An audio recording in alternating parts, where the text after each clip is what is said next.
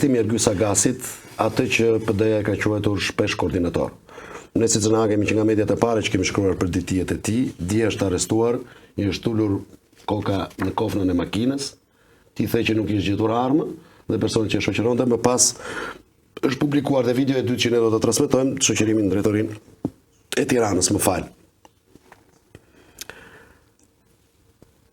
Meqense Ergys Agasi është viktima e dytë, si më the 2-0 me Belinën, pra një bashkëpunëtor për Ballukun. Çfarë është Ergys Agasi për ty?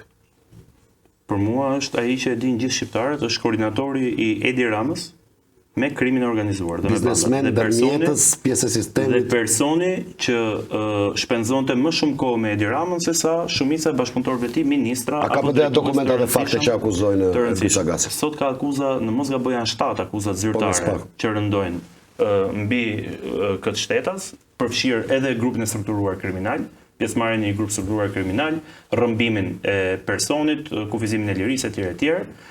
Por të mbetemi ke thelbi. Dje është arrestuar koordinatori i krimit i Edi Ramës, por nuk ka rënë koordinimi i krimit. Ka rënë Gysi, por do të vendoset një njeri tjetër në mos është vendosur nga Edi Rama, sepse skema vijon të mbetet në këmbë. Ajo që unë kam thënë dhe vijoj të jemi bindur është që ka një çekuilibrim dhe një ndryshim të balancave politike brenda kupolës së organizatës mafiose që quhet Rilindje. Dhe kjo për mua është një paralajmërim i Ballukut për Edi Ramën. Pse? Dhe këtu më lejo shumë shkurt, për 2 arsye. E para, flitet që do të ketë ndryshime në kabinetin e Ramës në shtator dhe preken të gjithë besuarit e Ballukut, që janë pothuaj gjysma e kabinetit qeveritar, dhe e dyta flitet se Spaku po përgatit zyrtarisht kërkesën e dytë për imunitetin e Ballukut. Shkojmë tej. Dhe qëndrimi im ka qenë dhe vijon mbetet i qartë.